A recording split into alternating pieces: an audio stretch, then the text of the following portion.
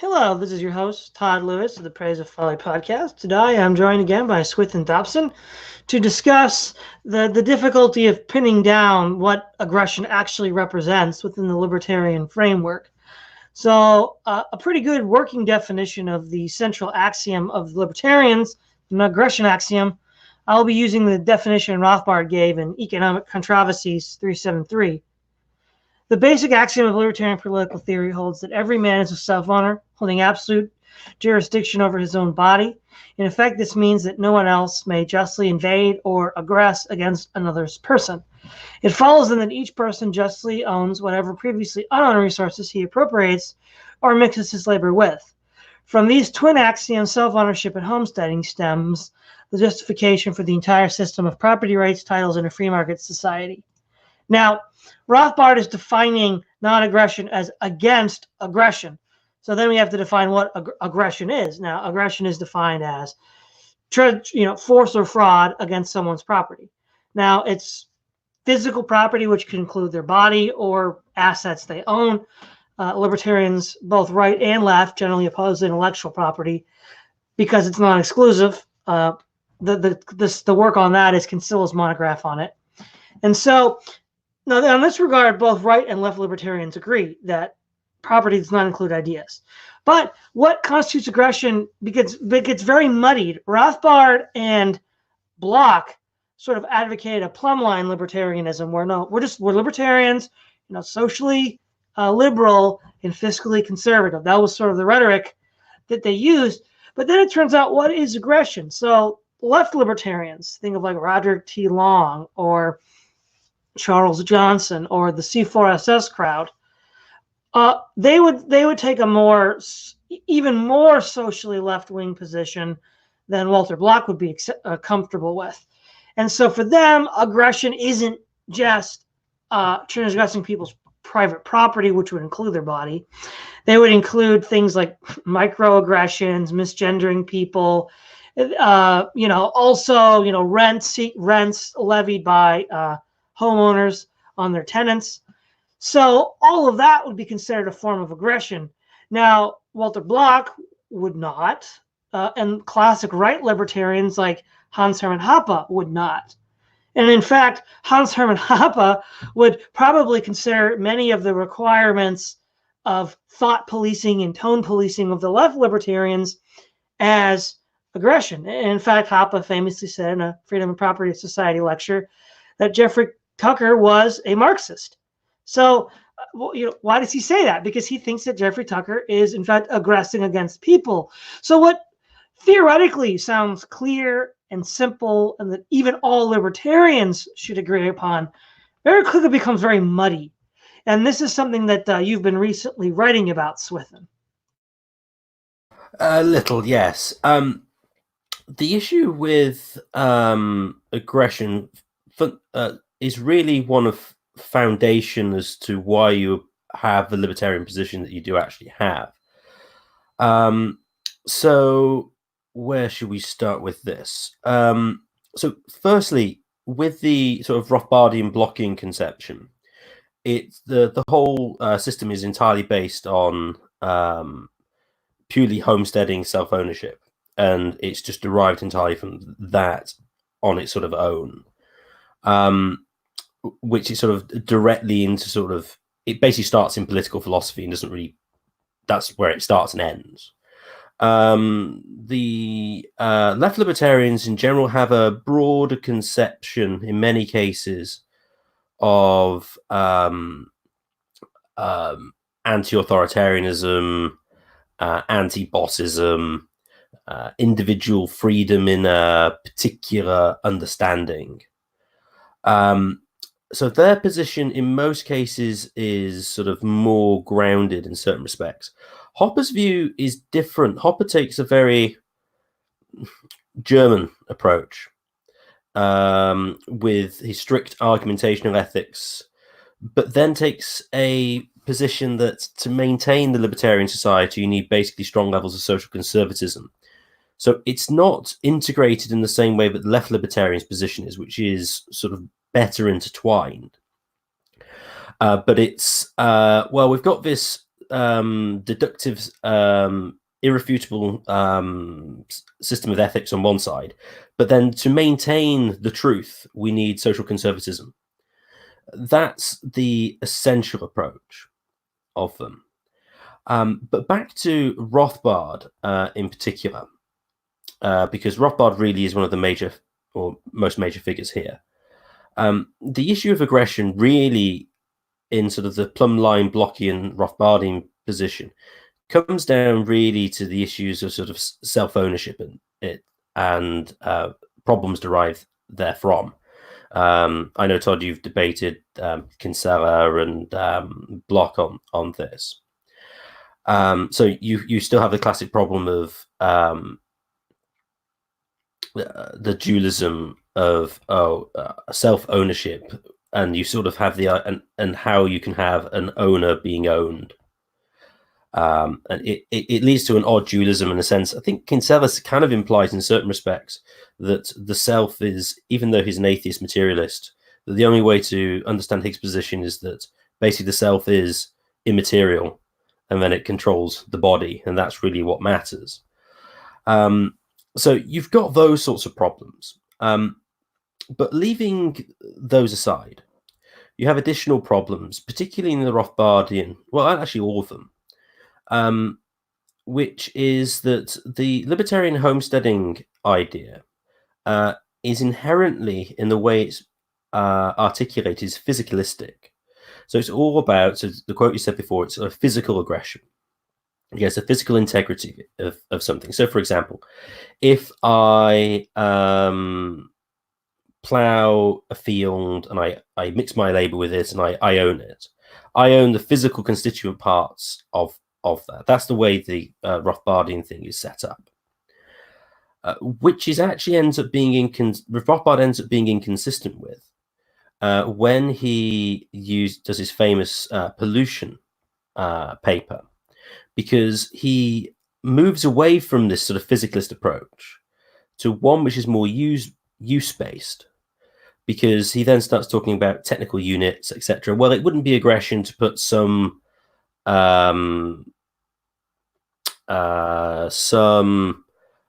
smoke onto the guy's field because it basically doesn't interfere. Oh, sorry, a better one, sound waves.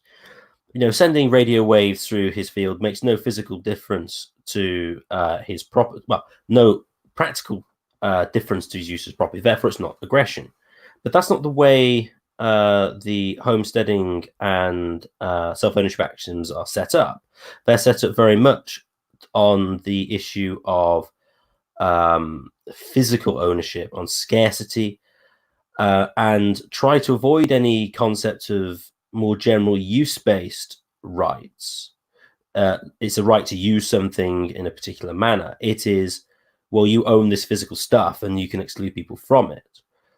Because once you go towards use-based away from physicalism, then the strict boundaries which the physicalist approach provides for you disappear, at least to some extent. And then the strict line that they create, what would be considered aggression from, doesn't disappear, isn't nearly as clear. So if you were to take this position where, he uses the field, he plows it, it's his. But what then, what kind of use has he essentially appropriated in this case? If someone sets up a huge, I suppose he sets up a field, but he looks at the view. As he homesteaded a view. Traditionally, you say no, you can't homestead a view because you can't own the physical thing because you haven't mixed your labor with it. You're just looking at it. But maybe that's part of the use that he used the field for. He decided to do the field there because it was good for producing stuff and also for looking down the valley, for example. Now, does he really own that? Well, probably not. But the point here is that going towards a more use-based system, which I think Rothbard's approach in the pollution paper is, I can't remember the exact name of it,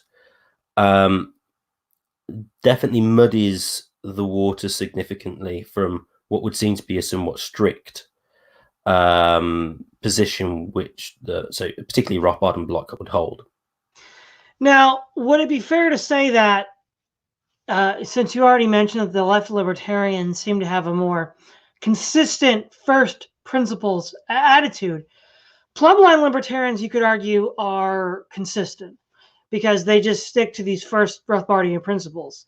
Right libertarians, this is where it gets a little dodgy, right? Because Mises, sort of the godfather of all this, says that empiricism is bunk and you can't use experience. He famously bemoans the use of history as a guide for human society, but it's sort of exactly what Hoppe's doing. He's sort of saying that, well, we have to look at the historical context under which private property systems were developed, and the historical context is essentially white Protestant Christian patriarchy or some variation on that, so we should probably try to keep it.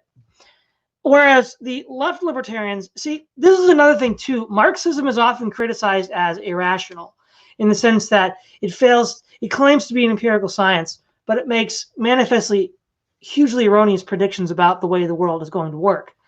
But there's a certain sort of theoretical axiomatic core to Marxism that's independent of these empirical observations. And in fact, this is in part where it's this school of Marxism that gives us argumentation ethics with Habermas and Appel, who were the teachers of Hoppe. And so there is a sort of consistency of left-wing axiomatic thinking and libertarian axiomatic thinking. And so since they both start from an axiomatic point of view, the problem that arises from plumb-line libertarianism, as it seems you've spelled out, is that there are a certain range of externalities that don't seem to be well accounted for unless you account for them in use-based. But plumb-line libertarians and right libertarians are allergic to using use-based arguments, but the left has a long, rich tradition of having a use-based understanding of property. And it would seem that this problem can be theoretically better accounted for in left libertarianism because it has the left-wing theoretical source of use rights and the theoretical use of libertarianism. So, for example, Charles Johnson is fond of bringing up that Murray Rothbard in his SDS days said that the left wants to achieve left-wing goals with right-wing means being state power and authoritarianism. And he says that radical laissez-faire individualism is the true way to achieve left-wing goals. That's exactly the position that was articulated by Benjamin Tucker and Lysander Spooner about a century earlier. So it's not a new idea. And so these left libertarians, at least at a historical pedigree level and the level of internal intellectual consistency, are on somewhat better footing. The problem arises, though, is that their purely theoretical model of what constitutes aggression and how to resolve that in actual disputes doesn't really seem to work all that well in real life, which is in part why the right libertarians appeal to real life experience. But the problem with that, though, is it's not intellectually consistent, even if it's practical. So there does seem to be, when it comes to defining aggression as a means to resolve real world conflicts, because both right libertarians, plumb-line libertarians, and left libertarians all say that, well, we're the only people that can have a consistent, rational means to resolve disputes between individuals. And the problem is they aren't. No, that's certainly true. And I think I mentioned this on the left-right discussion, is actually the approach of Rothbard, also Hoppe, and obviously left libertarians their methodology is quite leftist. It's create a theoretical structure, we'll impose this on the world, and this will be our consistent system to work with. Hoppe, in a sense, is the most correct, but also the most schizophrenic, because he puts the highest place of any of the plumb line and the left libertarians on actual empirical reality in his positions of integrating certain aspects of evolutionary psychology, general history as to how family is structured and how to maintain sort of social order, but then attempts to marry it with the most as I said, German and theoretical sort of approach you could possibly have, which is far, far, far removed from any sort of general empirical reality, with the argumentational ethics, as you point out, Habermas, etc. So that's an interesting thing with that. So really, yeah, the left libertarians are kind of the most consistent, as you pointed out, because I think really the left libertarians take more of a genuine interest in broader moral philosophy. The Rothbardians and the Hoppians go very, very, very quickly to political philosophy without basing it in any sort of general moral philosophy at all, which I think is the real sort of nub of the problem as to why they end up taking the positions that end up being inconsistent that they do, is because they jump the gun. It's sort of an oddity that what they solely seem to attempt to do is just to protect the individual from effectively the state. But then whatever the individual does apart from the state is generally fine. There's no sort of concept. So it's very much sort of a nominalist conception that the individual can do whatever he pleases, but there's no, but as long as he doesn't aggress, which is obviously undefined, well, poorly defined. There's no sort of rational means of assessing whether he is in fact actually choosing a good form of action, which would be the sort of the what you would start with general moral philosophy. And because of that, you then get sort of the disputes, as it were, with abortion would be a good example in this context as well. It's like, well, he's not aggressing on anybody's rights, although probably he is. Well, she is more precisely in this case with respect to abortion. So Bloch has the odd position that he thinks abortion is really bad, but it should be legal, but it's not rights infringing, which really is really odd. You have a situation where basically you can intentionally evict somebody under Bloch's position, knowing that they will die, but you have sort of a responsibility towards them. But that's morally reprehensible, yet should be legal. This is when you get to the whole sort of pub. It's bizarre. Yeah, you get the lifeboat situations where, oh no, the guy's being pushed out a window. Can he grab onto the the flagpole? Well, it's not his flagpole; it's some of the company's. Can he hold it? Well, no, not really, but he probably will anyway. And you know, if had a nice judge to kind of let him off, but really, it's kind of aggression against the corporation because he grabbed the flag. It's like, what? This is wow. That. Yeah.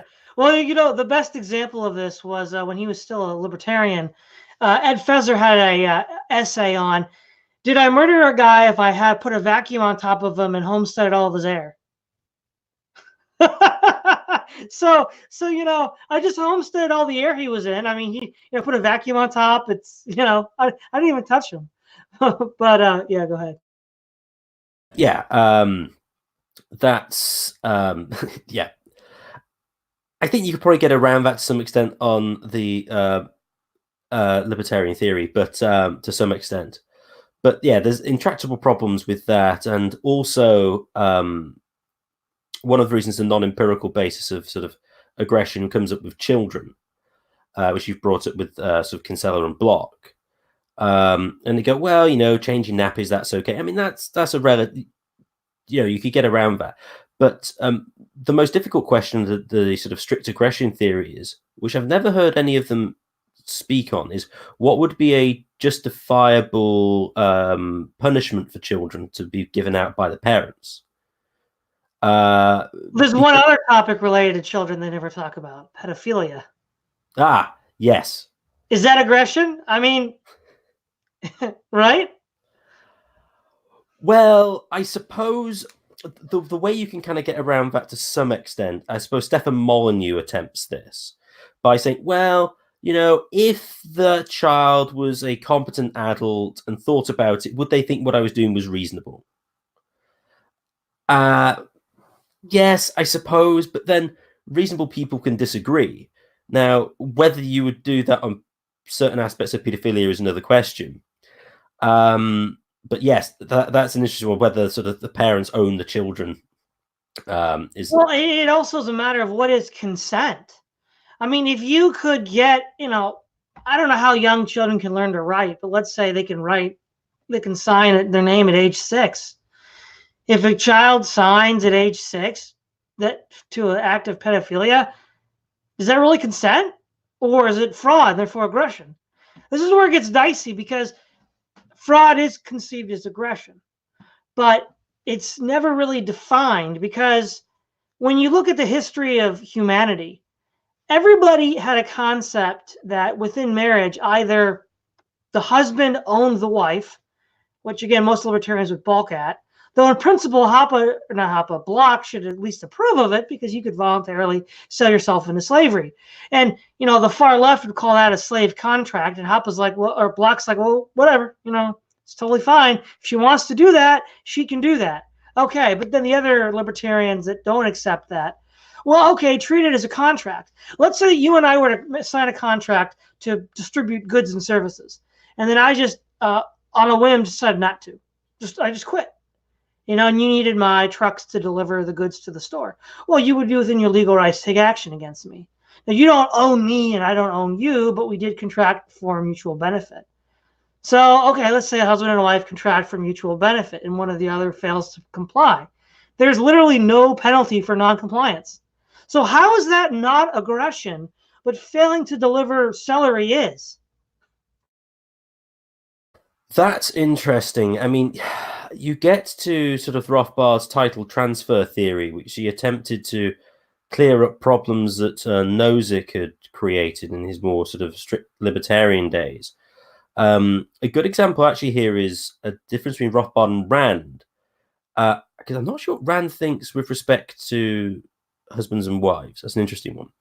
But Rand basically says if you promise to do something and you don't do it, the contract can be specifically enforced and you can be forced to provide the promise. Rothbard's position is that, oh, no, you can't, because you can never alienate your will. Because you can't actually alienate your will, basically promises are unenforceable. So if you say you're going to do something, well, you don't have to. Although then Rothbard gets out around this by creating the idea of the performance bond, which is, well, if I fail to do this, I can't remember how exactly he formulates it, but then basically you pay a fine to them, which is essentially the same thing. He's just playing with words, but he wants to avoid the idea that you've got enforceable positive obligations, even if you contracted them. Kinsella, to his credit, recognizes that positive obligations can be enforced if you voluntarily take them on, but whether or not he would in that case is the question. And yes, what's the difference between paying someone the money?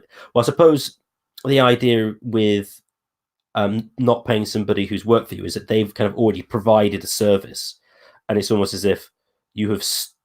But then you get the weird stuff of you've stolen their labor. Well, hold on. To sort of expand on this, I'm not, for the sake of this thought experiment, using the sort of traditional view of marriage where the wife is the property of the husband, but the more modern view where it's more of a contractual arrangement. But even so, it's not at all treated like a contractual arrangement, and either partner can, for no fault, divorce. So there's no such thing as no fault contract violation when it comes to two corporations. That's absurd. No libertarian for a moment would accept no fault contract termination, except when it comes to marriage for some inexplicable reason. And furthermore, when it comes to the messy issue of children and how libertarians deal with children, the consistent libertarian principle, plumb line, left, and I think even to some extent right, is that you're under no obligation to take care of your children. You could theoretically just have them and just throw them out the window like the Greeks did. Problem. isn't that not, you might say, well, it's an unenforceable contract, it's an implicit contract, but isn't that also fraud? Because if you fail to spell out all the consequences of an action, that is by definition fraud. If I contract with you to do something, but I don't tell you all of these really serious externalities that arise because of it, you will then take legal action against me and say you didn't know what you were getting into, or at least I wasn't honest about what I was offering you. Well, yeah, having a kid is, that's what happens. And so you can't say it's an unenforceable contract. You could view it as a kind of fraud because you're describing this as an action by artificially limiting it in a way that doesn't describe all the factors that occur. So therefore, it's fraud. That's one way you could look at it, because I don't really see how you could. And again, this also gets to the fact of pedophilia or other kinds of actions with children that we all today find gross and icky. Because what they'll say is, well, look, it's two consenting adults in a bedroom. Who cares what they do?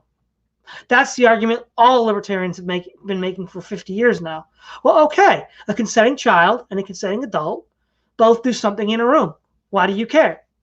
Well, they might say, well, the child doesn't know all the implications. It's fraud. Are you telling me that two teenagers know all the implications of what they're doing when they have a one-night stand? No, they don't. And yet they're not going to make that argument against two teenagers. So it's a completely absurd, inconsistent position to hold. Everything goes or nothing goes. There's no middle point, because with these a priori axioms, you have to follow them to the end. Yeah, I think this is where more of an Aristotelian approach is probably wise. The problem is not holding individual autonomy to a high level. That isn't in principle a problem, and not necessarily a bad thing, and in many cases is a good thing. The problem is the approach of taking basically of a single adult who is just sort of appeared from nowhere, and then trying to deduce what is the appropriate moral or legal system in which such individual should exist, as opposed to going, well, you kind of didn't come from nowhere. You've always got two parents. Well, three if you get the mitochondrial DNA IVF things. If you've already got parents and you're brought up in, and you're brought up as a child or in a family, it's like, okay, well, this might be a good place to start a bit of an analysis and go, well, okay, well, how do families function well? And then how does the role or the relationship between the parent and child change over time? Because then you implicit, because the thing is, with the whole consent, I mean, they basically have to jump to sort of like general psychological theories. Like, okay, when do you have a particular level of reason? I mean, it's kind of, because great a priori system, then we just then jump to psychology, even though our system is supposed to try to avoid that. So I think a more sensible approach to try to figure out, okay, where does aggression come from, is to start with not the individual, but the mother, father, and child, and then kind of work that out. And then in general, again, with pedophilia, it's like, well, what's kind of going to be good for, what is human nature? What is good for humans?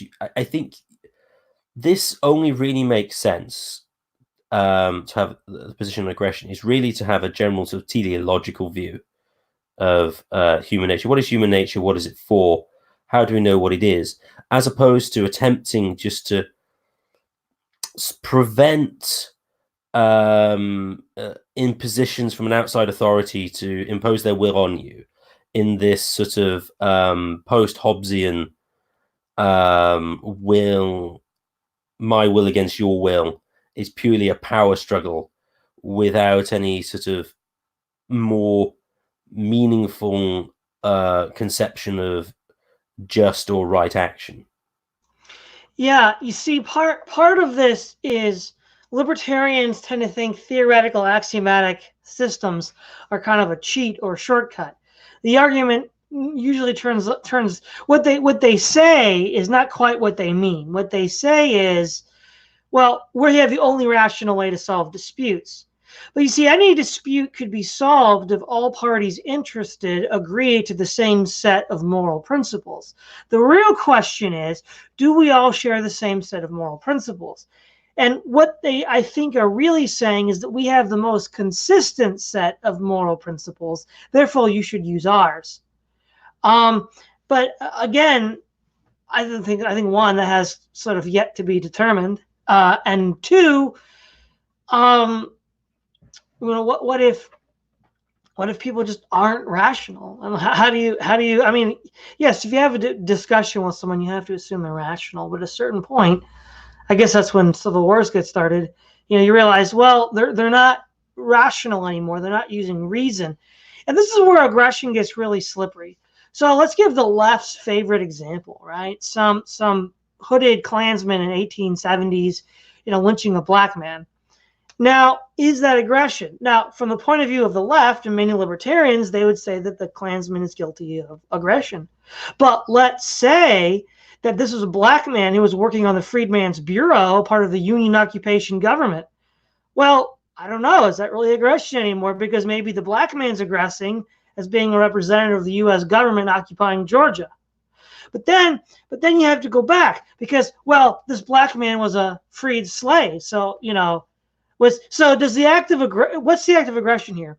If a slave fights for his freedom and murders his master, or did the master initiate aggression by kidnapping him as a slave? It all depends on where you want to limit that scope to the incident, because it's all going to be culturally determined which incident you focus on and which incident you don't.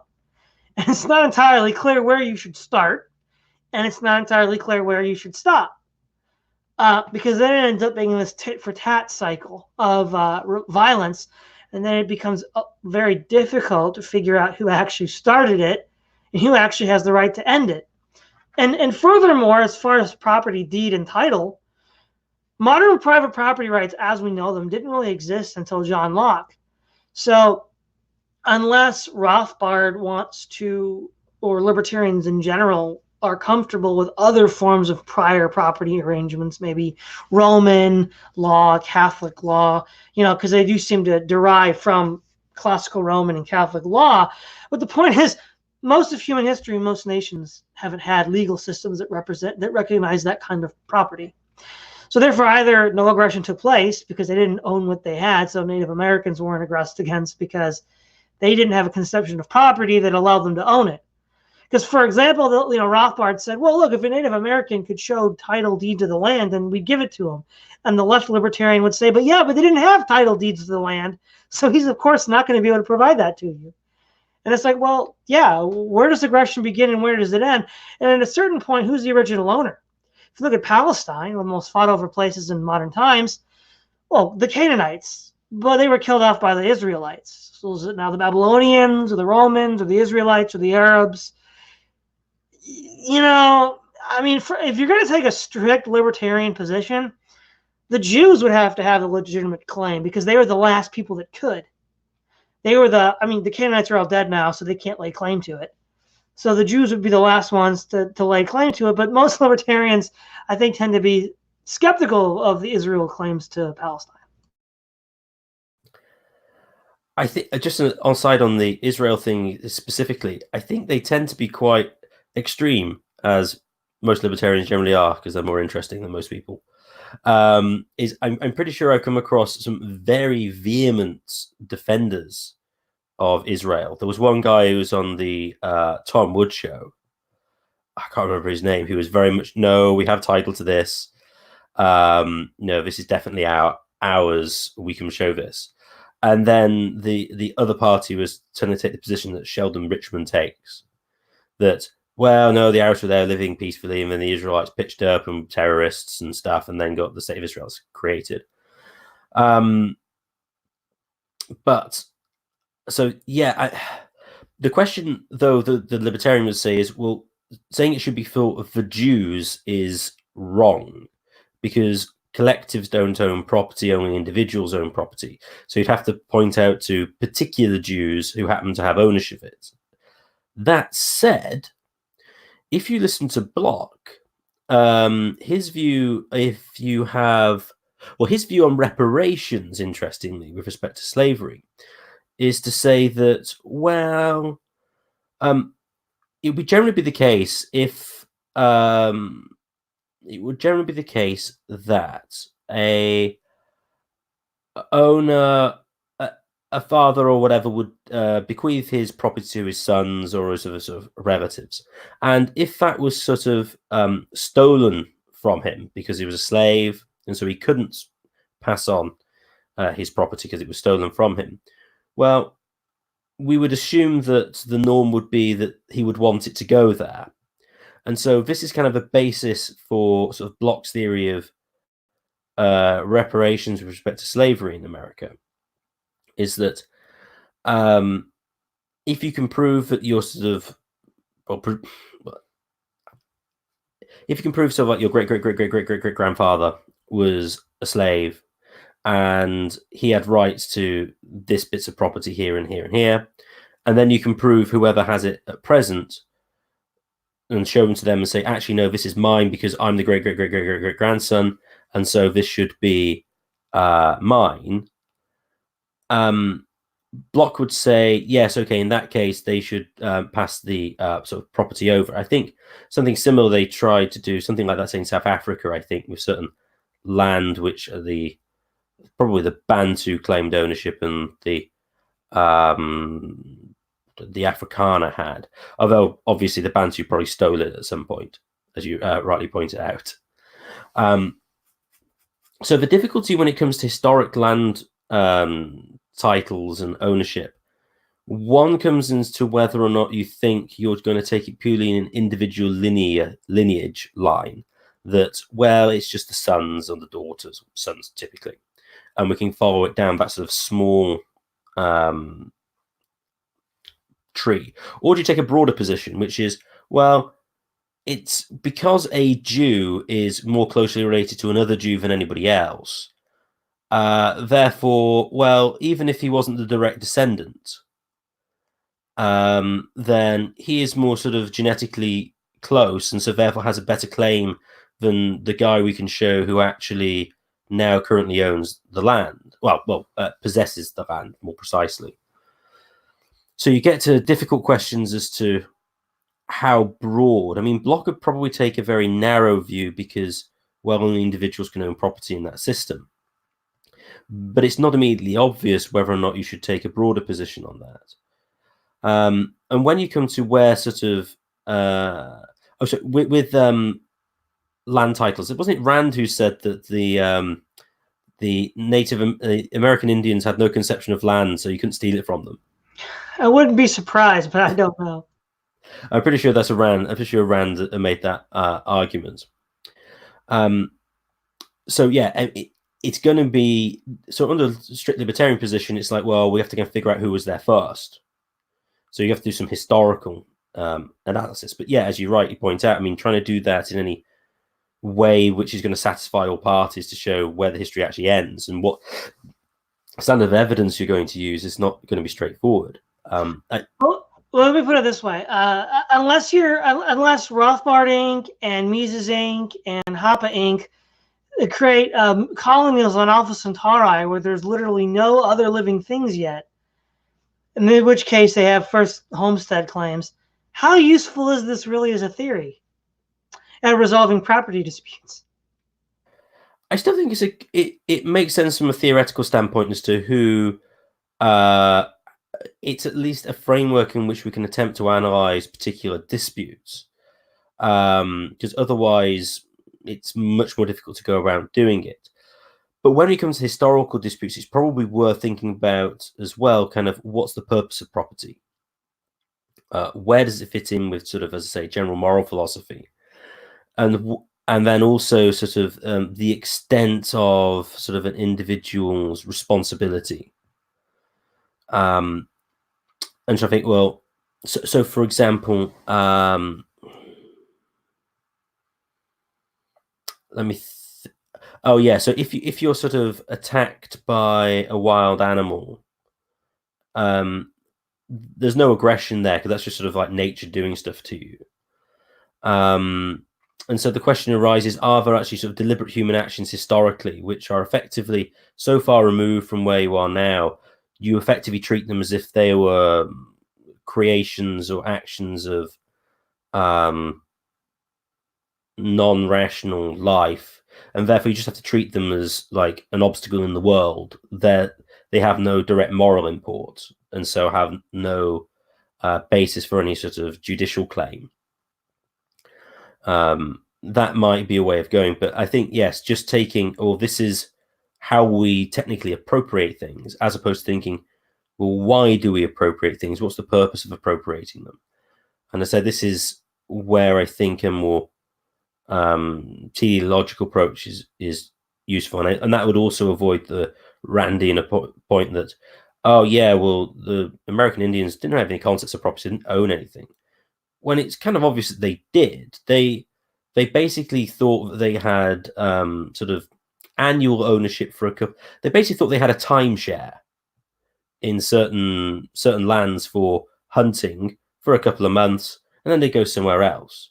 I mean, that's the concept of property which they had, which I think it's not a Lockean theory, but it's a coherent one. And the question is whether you should recognize that legally. Well, more Aristotle is always good, so I'm not going to complain about that. But there's also a very interesting point about, well, because this gets involved in rights. Because, so for example, the plumb-line libertarians and right libertarians have a very minimalist definition of rights, and the left libertarians have a more expansive list.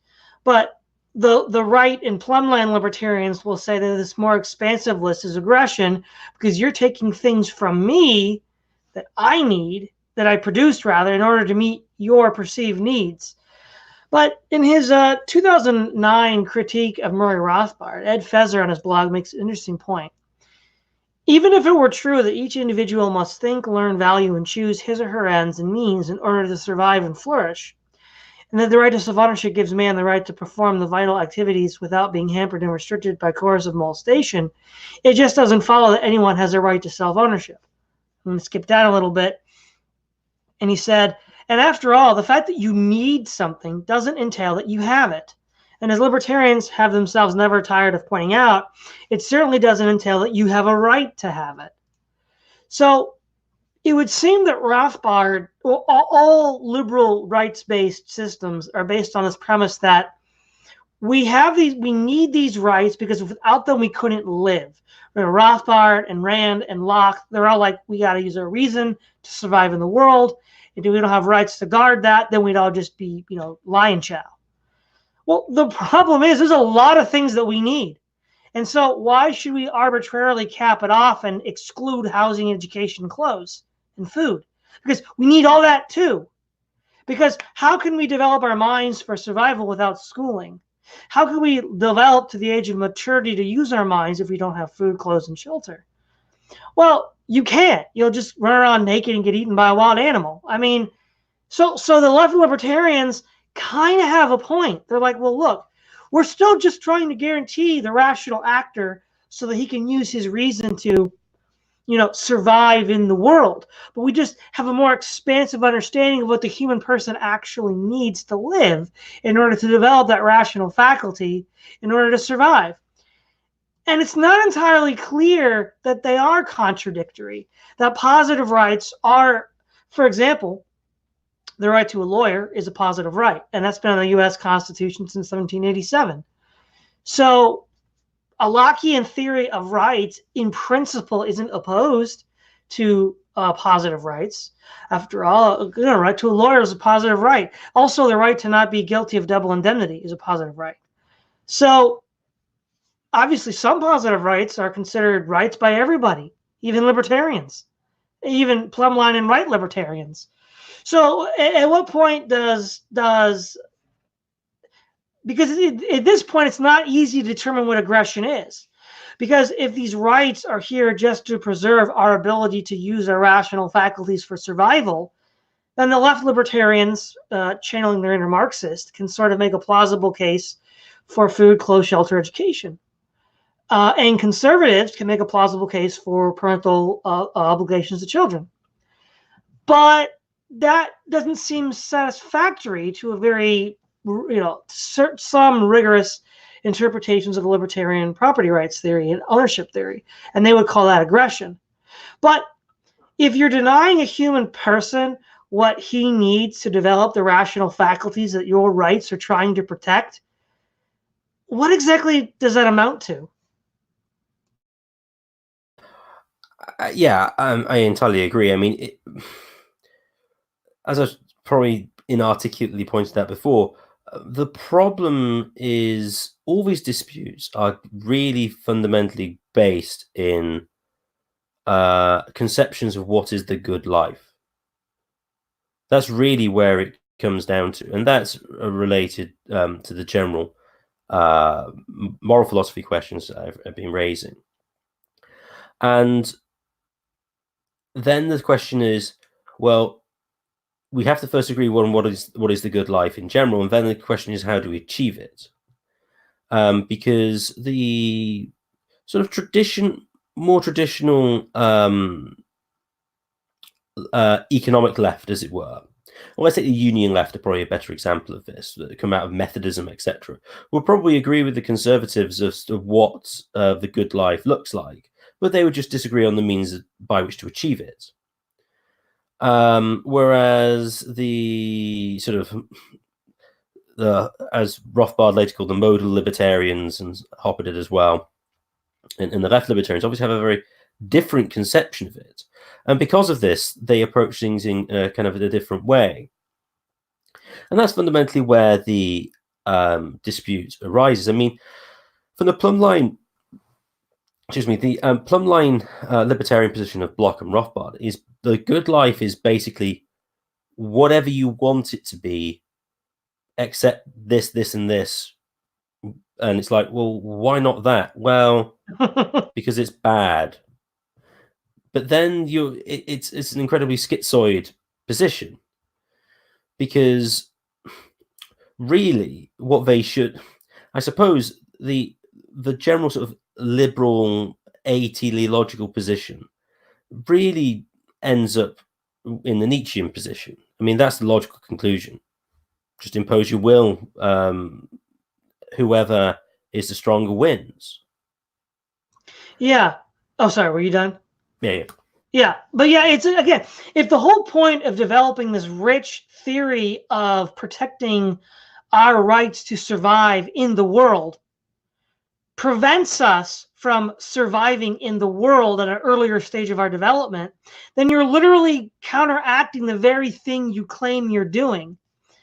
And there's another difficulty with aggression, right? So let's say, or this broader theory, we can easily envision a scenario in which a isolationist libertarian society like America before Pearl Harbor gets attacked by fascists or communists. I guess in the libertarian case, communists, and that's a communist Pearl Harbor in Kapistan. Now, the United States, of course, responded with overwhelming and arguably excessive force on Japan. Now, the thing is, the objectivists would agree that's totally okay, so they'd probably nuke Moscow or something. But the the first thing right out of the gate is they just nuke Moscow. But the libertarians, even Bloch says, you raise the level of escalation. You don't open up with a bazooka. But he does admit that at a certain point, the bazooka, the heavy weapons, are allowed in defense. So let's say that the libertarians are right and a free market society like theirs would trump and defeat the Marxist one in warfare. Let's say that happens. And let's say that the only way to do it was through essentially total war tactics. The tactics that the United States used to defeat the Empire of Japan, because I think communists in the Japanese Empire have this in common, a kind of collectivist hive mind that makes them very cohesive.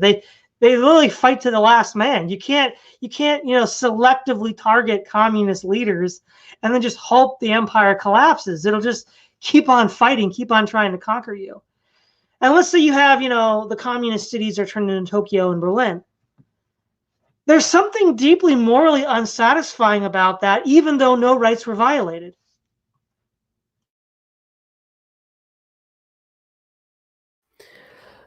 Yes, that could lead to a sort of an odd, strange conclusion with the warfare example. But yeah, what I was just saying before, just on I say it's the strict libertarian position of aggression just tries to avoid the logical implications of a purely matter and motion view of the world, which is imposed upon by the mind to do whatever the mind wishes to do.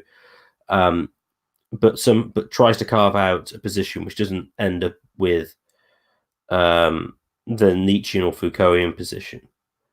And so, yeah, this is where I think Hopper is more correct than all of them, because I think, in certain respects, because he has actually have a handle on how societies function well, and societies function well when they have strong family units in which, I mean, all the empirical evidence, which is that if you're raised with your biological parents who are married, your life chances are vastly superior to any other. And especially if you're a single parent, particularly if single mothers, single fathers less so, actually, from what I remember. I mean, that's a blatantly obvious fact. And Hopper is the guy who goes, yeah, that's true. But then, as I say, it's not integrated into his whole system. Because, I mean, Rothbard had the position that, didn't he have the position that children could basically leave their parents' home at like the age of 7 if they decided they wanted to? Yeah, if they ran away, they proved they had homesteaded their bodies and were free to go. I want to add one other libertarian to this discussion who I think, in my opinion, is even better than Hoppe in this regard. And I think it's in part because he avoids the a priorisms entirely, and that's David Friedman. David Friedman, he's a Chicago school economist. He had the debate with Bob Murphy about Austrian versus Chicago school. I think at one point he called Bob a fanatic or something. It was hilarious. Everybody should watch it. But he basically has this historically oriented focus where he'll look at Iceland. He's the guy that popularized medieval Iceland. Now, from a theoretical point of view, it's not satisfying. It's utilitarian, it's consequentialist, it's experiential. So from all these other libertarians and I guess objectivists like Randians, it's not satisfying intellectually. But what I think it does do is it shows that David Friedman has the most plausible account of how a free society would look, and he first took a stab at it with The Machinery of Freedom, and he's only, I would argue, only made strides in that regard. I do think Friedman is interesting, although, as you point out, he's basically an amoralist utilitarian. And I think he suffers from Chicago school issues in which he treats individuals in the way some of his analysis. Now, it's maybe just the formal aspect of his analysis rather than what he actually thinks. But effectively, they do think in the sort of neoclassical utility maximizing approach of maximizing their income, etc., etc. So, like in his view of whether certain things will be legal or not in certain areas, like drugs, for example. Whoever spends the most on the defense force wins in that regard, and the people who don't then lose. Yes, I could see why he would take such a position, but kind of the people who think that drugs are really bad, unless there's overwhelming force to completely annihilate to prevent them, they might try and stop it from taking place. I mean, or another example, but a better example, is abortion. If you had a group of people who are very much like, no, abortion is murder, like, they aren't just going to stop just because lots of the people have decided that they have more money and so they will just spend more on the service, which will maintain it. I mean, maybe if they get to a situation where overwhelming force is going to prevent anybody from trying to intervene with any abortions taking place. But that's going to be an issue. And also, as an interesting paper I read recently, I can't remember its name, is that you won't necessarily have equilibrium positions. Friedman argues you're basically going to have a situation where the people who are willing to accept certain kind of aggression will be paid off by people who want it to take place, the act. But that assumes that there's always going to be an equilibrium position. And this paper argues that actually, with certain very hot button issues, there isn't necessarily going to be a position where people will accept payment for these kind of things. They'll go, no, we'll accept zero payment or none at all, because actually this is wrong. We're not going to accept any payment at all. And in which case, you're not going to be able to get these negotiated outcomes, which Friedman argues would take place. Which I actually think would indicate that the most likely situation for a free society to take place is you're going to have relatively small homogenous communities which have a broad agreement on broader moral principles. Otherwise, you're going to get intractable disputes which are never going to be resolved. Yeah, so we're about time to wrap up, so I'll leave with my final statement and then give it to you, Swithin. What I think we've agreed on is that a libertarian system is only as strong or as weak as the founding moral principles that it smuggles into itself. Yeah, I think the problem is it takes a much too abstract approach to begin with, and then ad hoc fills in the blanks, as opposed to basing it on a more realistic position of human flourishing, and then how the rights fit into that, and what goals that they're trying to be created to secure. That I think is the fundamental problem. All right. Thank you, Swithin. Thanks for proposing this idea. It was an interesting investigation. This is Todd Lewis of the President Philly Podcast signing off.